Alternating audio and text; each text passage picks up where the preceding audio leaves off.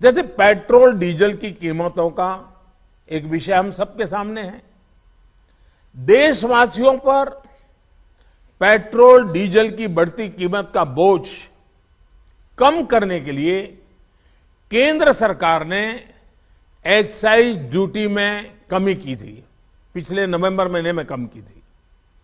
केंद्र सरकार ने राज्यों से भी आग्रह किया था कि वो अपने यहां टैक्स कम करे और ये बेनिफिट नागरिकों को ट्रांसफर करे। इसके बाद कुछ राज्यों ने तो भारत सरकार की इस भावना के अनुरूप यहां टैक्स कम कर दिया, लेकिन कुछ राज्यों द्वारा अपने राज्य के लोगों को इसका कोई लाभ नहीं दिया गया। इस वजह से पेट्रोल डीजल की कीमतें इन राज्यों में अब भी दूसरों के मुकाबले कहीं ज्यादा है।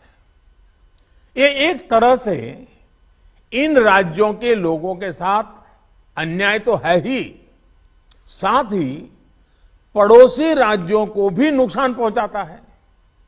स्वाभाविक है कि जो राज्य टैक्स में कटौती करते हैं उन्हें राजस्व की हानि होती है। जैसे अगर कर्नाटका ने टैक्स में कटौती नहीं की होती तो उसे इन 6 महीनों में 5,000 करोड़ रुपए से ज्यादा का राजस्व मिलता। गुजरात ने भी टैक्स कम नहीं किया होता तो उसे भी 3,500-4 हजार करोड़ रुपए से ज्यादा का राजस्व और मिलता। लेकिन ऐसे कुछ राज्यों ने अपने नागरिकों की भलाई के लिए, अपने नागरिकों को तकलीफ न हो इसलिए अपने वेट में, टैक्स में कमी की पॉजिटिव कदम उठाए। वहीं गुजरात और कर्नाटक के पड़ोसी राज्य ने टैक्स में कमी न करके इन 6 महीनों में 3,500 करोड़ रुपए से लेकर के 5-5.5 हजार करोड़ रुपए तक अतिरिक्त राजस्व कमा लिया। जैसा हम जानते हैं कि पिछले साल नवंबर महीने में वैट कम करने की बात की थी, सबको मैंने प्रार्थना की थी, लेकिन कई राज्य, मैं यहां किसी की आलोचना नहीं कर रहा हूं, मैं सिर्फ आपसे प्रार्थना कर रहा हूं, आपके राज्य के नागरिकों की भलाई के लिए प्रार्थना कर रहा हूं। अब जैसे उस समय 6 महीने पहले कुछ राज्यों ने बात को माना, कुछ राज्यों ने नहीं माना। अब कई राज्य जैसे महाराष्ट्र, पश्चिम बंगाल, तेलंगाना, आंध्र प्रदेश, तमिलनाडु, केरला, झारखंड, किसी न किसी कारण से उन्होंने इस बात को नहीं माना और उनके राज्य को, नागरिकों को बोझ कंटिन्यू रहा।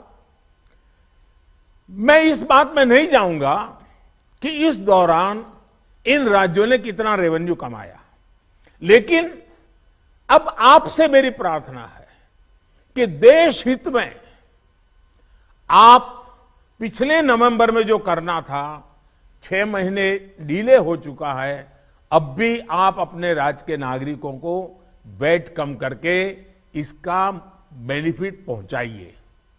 आप सब जानते हैं कि भारत सरकार के पास जो रेवेन्यू आता है उसका 42% तो राज्यों के ही पास चला जाता है।